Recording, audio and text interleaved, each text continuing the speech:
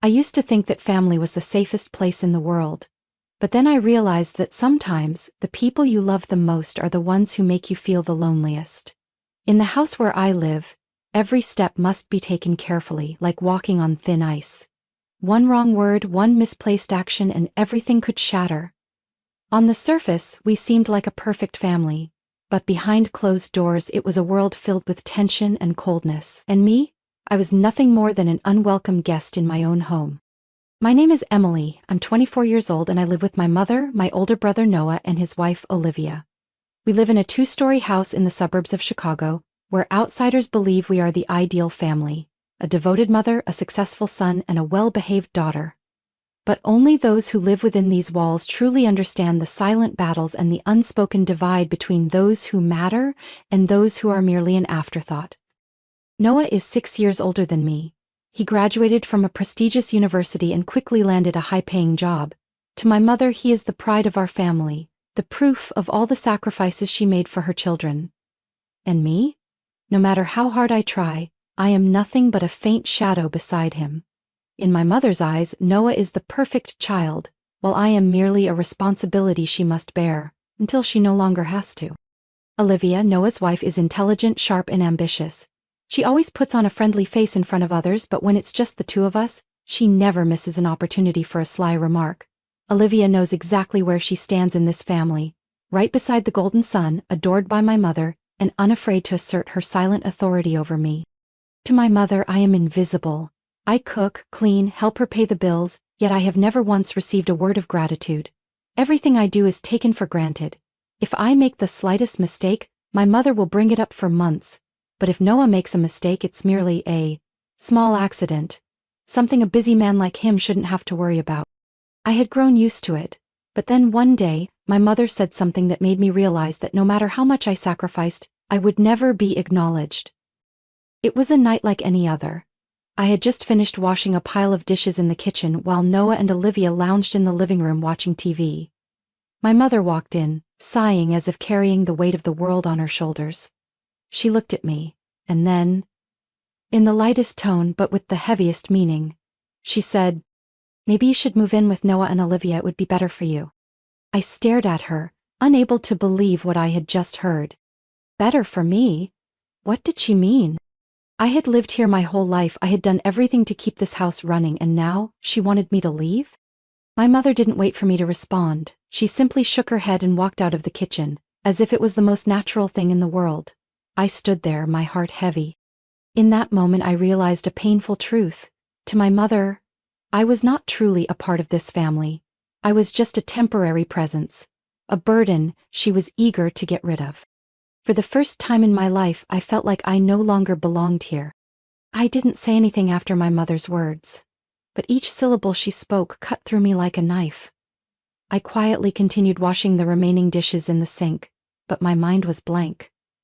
Living with Noah and Olivia would be better for me? That was clearly not true. If I moved in with them, I would only become even more invisible, treated as nothing more than an unwanted guest in my own family. But that moment made me realize something important. I couldn't keep living like this. I needed to find a way out of a life where I had no place. I needed a plan of my own. I was in my second year of college, majoring in business administration.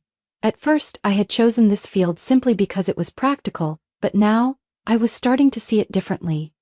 My classes were no longer just abstract theories. They could be the key to my freedom. I started learning about online business. I read dozens of articles, watched countless tutorial videos, and joined discussion forums. At first I took on simple freelance jobs like data entry and content writing. The money wasn't much, but it was mine, not from my mother, not from anyone in my family. For the first time in my life, I felt a sense of control over my own finances, even if it was just a small amount. But I didn't want to stop there. I wanted a stable income, something that would allow me to truly leave this house without relying on anyone.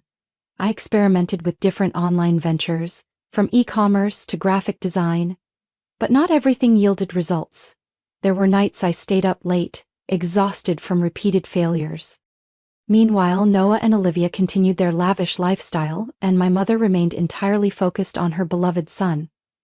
I didn't bother telling them what I was doing, because I knew they would either dismiss me or mock my efforts. But I refused to give up. I realized that I needed a clear strategy. I started applying what I had learned in college to real-world scenarios rather than just studying to pass exams. I researched marketing, market analysis, and business strategies. Slowly, I began gaining my first clients for the online marketing consultancy service I was building. For the first time, I saw a future ahead of me, one without my mother's control or Noah's judgment. Even so, there was one person who had always supported me, even if he didn't say much: my father. My father no longer lived with us. After divorcing my mother, he moved to a small town a few hours outside of Chicago. I didn't see him often, but every time we talked on the phone or when I visited, I could feel his genuine care for me, something I never received from my mother or Noah. One day, when I went to visit him, I helped him take his medication and prepared dinner. His health wasn't as strong as before. In recent years, he had suffered from chronic back pain and high blood pressure. As I placed a glass of water on his nightstand, my father looked at me, his eyes kind but thoughtful. "Emily, I know you've been through a lot." His voice was warm but carried a weight to it. "You're a strong young woman, but you don't have to keep carrying everything on your own. I'm proud of you." My heart tightened. I couldn't remember the last time someone had told me they were proud of me. I clenched my hands, trying to stay composed, but a single tear still slipped down onto my palm. "I think you need to leave, Emily," he continued, his voice firm and certain. "You don't belong there anymore." I knew he was right. I knew I couldn't keep living in an environment where I felt invisible and unwanted. I had to leave, not just to escape, but to build the life I deserved. His words gave me the strength I needed. I wouldn't just think about leaving anymore, I was going to make it happen. I had assumed that Noah would remain absent from my life forever, enjoying his own existence without a care for our family. But then, one day he unexpectedly called. And it wasn't to check on our mother or me. The call came late at night, just as I had finished a major project for a client. Exhausted, I had just thrown myself onto my bed when my phone buzzed. Seeing Noah's name on the screen, I hesitated for a moment before answering. "Emily, it's me!" His voice rang with excitement, as if we were still a close-knit family. I stayed silent, waiting to hear what he had to say. "I'm getting married," Noah proudly announced. I closed my eyes, trying to contain my emotions. It had been over 3 years since he last cared about our family, and now, he suddenly showed up just to brag about his wedding? "Congratulations," I replied briefly, keeping my voice as neutral as possible. "Listen, I need a little help." Noah's tone shifted to something more serious. "I need $150,000 for the wedding. Mom said you could help." I froze. That was an outrageous amount of money, and even more ridiculous was the fact that he assumed I would agree without question. "What did you just say?" I asked again, unable to believe my ears. "I know you've been making good money from your online business. Mom told me you're doing really well and that you could easily cover this without it affecting you." I let out a dry laugh. So, my mother had been keeping track of me, not out of care, but to find a way to take advantage of me? "Noah, you disappeared from this family for years. No calls, no messages, and now you come back just to ask for money for your wedding?" I asked coldly. Noah sighed, as if I were the unreasonable one in this conversation. "You're my sister, don't you want to help me? This is my big day." "Do you even know that Dad has been sick?" I cut him off. "Do you know what I've been doing all these years to keep this house running, or do you only care about yourself?" There was a brief silence before Noah responded, his tone impatient. "Dad's fine, isn't he? And Mom is still there, she can take care of him." I felt my blood boil. "You have no right to talk about this family when you haven't cared about it at all," I nearly shouted. But Noah wasn't the only one to shock me that night. As soon as I hung up the phone, my mother walked into my room, her expression displeased. "Emily, did you talk to Noah?" she asked, as if she already knew exactly what the conversation was about. "Yes, and I said no, I have no reason to give him that money," I answered firmly. Her face darkened instantly. "You're so selfish, Emily," she said, disappointment dripping from her voice. "Noah is your brother and he is my son. As parents, we have a responsibility to help our children. His wedding is an important event. Why can't you help just a little?" "A little?" I let out a bitter laugh. "Mom, do you really think $150,000 is a little? My entire life, I have never once received a word of encouragement from you. Yet now you expect me to hand over this money to Noah without hesitation? My mother crossed her arms, looking at me with disapproval. You're making good money. You can help without it affecting you. I couldn't believe what I was hearing. Do you have any idea how hard I worked to get to where I am today? I built everything from the ground up, working tirelessly without anyone's help. Meanwhile, Noah has been living comfortably, never thinking about anyone but himself. My mother remained unmoved. Noah is my son. You may resent him, but that doesn't change the fact that he's my child. I will help him no matter what it takes. I stared at her for a long moment. I had always known she favored Noah, but I never imagined she would turn her back on me so easily just to protect his interests. Then do whatever you want, I said, my voice calm but firm.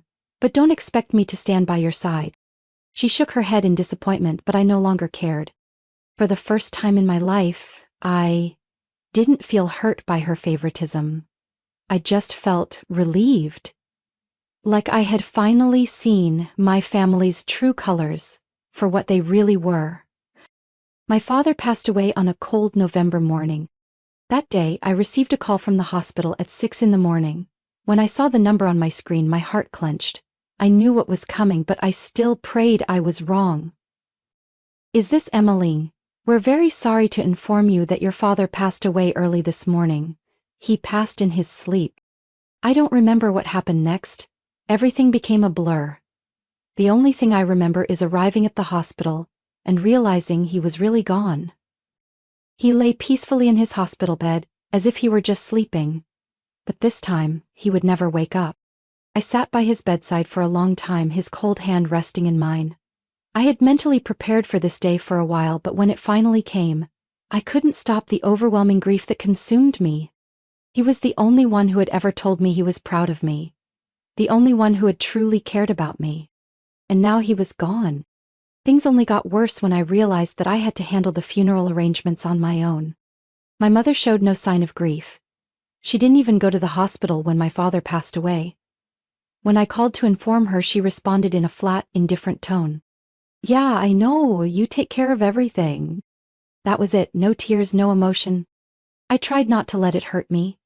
I knew she had never truly loved my father after their divorce. But at the very least, I had hoped she would respect him enough to mourn him, even just a little. The funeral took place on a gray, overcast day.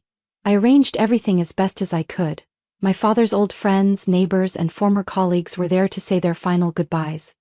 But when my mother and Noah walked in, I realized they weren't there to grieve. They were there to claim what they thought was theirs. Noah arrived with Olivia, dressed in a tailored suit as if he had just come from a fancy event. Olivia wore a tight-fitting dress that was completely inappropriate for a funeral, but the worst part wasn't their outfits, it was their attitude. Instead of coming to pay their respects to my father, they turned the funeral into a discussion about his assets. I stood frozen as I heard my mother whisper to Noah, right in the middle of the funeral home.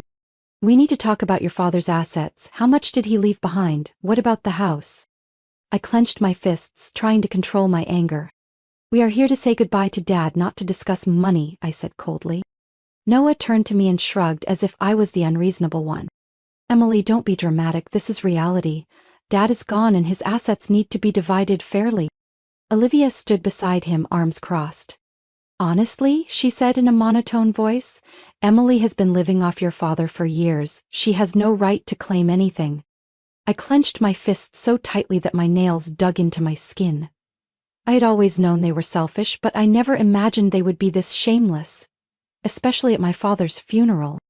My mother stood there in silence, making no effort to defend me. I realized that there was nothing left for me to say to them. But things didn't end there. After the funeral, Noah called me to meet him privately at our father's old house. He sat on the sofa, one leg crossed over the other, exuding confidence. I'm taking back this house, he said bluntly. Dad is gone, and as the eldest son, it belongs to me. I looked him straight in the eye. This house doesn't belong to you, Noah. He let out a dry laugh. Then who does it belong to, you? I nodded. Dad transferred the ownership to me before he passed. He knew I was the only one who took care of him, the only one who was truly there for him. The smirk on Noah's face disappeared. You're lying, his voice turned sharp. You can check the paperwork if you want, I said calmly. Dad did this because he trusted me. Noah shot up from his seat. This is ridiculous. I'm the eldest son. I have the right to this house. I stared at him, unfazed. Right? I scoffed. Where were you when Dad was sick, when he needed someone to take care of him? You were nowhere to be found, but now you think you deserve everything? My mother walked into the room, tension evident on her face. Emily, maybe you should share the house with your brother. After all, this is the family home. I let out a bitter laugh, unable to believe what I was hearing. Family? I shook my head. You only remember the word family when it benefits you, don't you? I took a deep breath before continuing. No, Mom, this house belongs to me, and I have no intention of sharing it with anyone. Noah clenched his jaw, his eyes burning with fury. You're gonna regret this. But I knew I wouldn't. I had sacrificed too much, endured too much, and now, I wouldn't let them take away the one thing my father had left me. That night, I made my decision. I would sell the house. I would leave this city, leave these selfish, manipulative people behind. And this time I would truly start over. A new life, free from the toxic ties of this family. I looked at Noah and my mother, seeing the anger rising in their eyes, but for the first time I wasn't afraid. I had endured enough. Standing in the living room of the house where I had spent my entire childhood, I declared firmly, I'm selling this house. I have no ties to either of you anymore. Once everything is settled, I'm leaving and never coming back. The room fell into a stunned silence. Noah clenched his fists so tightly his knuckles turned white, veins bulging on his forehead. Emily, what the hell do you think you're doing? He roared. This is the family home. You have no right to sell it. I crossed my arms and stared him down. This house is in my name, and I have every right to decide what happens to it. If you don't like it, that's not my problem. My mother shot up from her seat, her face pale. Emily, you can't do this. You're destroying this family. I let out a bitter laugh, my voice dripping with sarcasm. Family? When was this ever a family for me? When did you ever care about me without it being about Noah? Dad was the only one who ever treated me well, and the two of you destroyed everything he left behind. So tell me, why should I stay? Without giving them a chance to argue, I turned and walked out of the room, leaving them seething and powerless behind me. I knew they would try to change my mind, to manipulate me into staying. But this time, I wouldn't let them. I reached out to Uncle Mike, the only person in my family I could trust. He was my father's younger brother, someone who had always stayed out of family conflicts but quietly supported me. When I told him about my plan to sell the house and leave, he was silent for a moment, before gently saying, If that's what you want, I'll help you. He helped me find a lawyer to finalize the legal paperwork and a real estate agency to sell the house quickly. Over the next few weeks, I packed up everything that belonged to me, carefully boxing up memories. But I felt no regret. On the day I left, Noah wasn't there, but my mother stood at the door, her face filled with disappointment and bitterness. You'll regret this, Emily, she said, her voice trembling. Family is the only thing you have in this world. I looked at her for a moment before responding calmly. No, Mom. I've created my own path, and I'm never coming back. Then I turned around and walked away, leaving the past behind me. I booked a one-way ticket to Florida, a place with endless beaches, warm sunshine year-round, and where no one knew who I was. As the plane landed, I felt like I had stepped into a new chapter of my life, a chapter free from control, manipulation, or pain. I rented a small apartment by the ocean, just a few steps from the shore. It wasn't big, but it was mine. For the first time in my life, I was truly living for myself, not out of obligation to anyone else. Every morning I woke up to the sound of waves crashing against the shore, no longer burdened by my mother's judgments or Noah's condescending looks.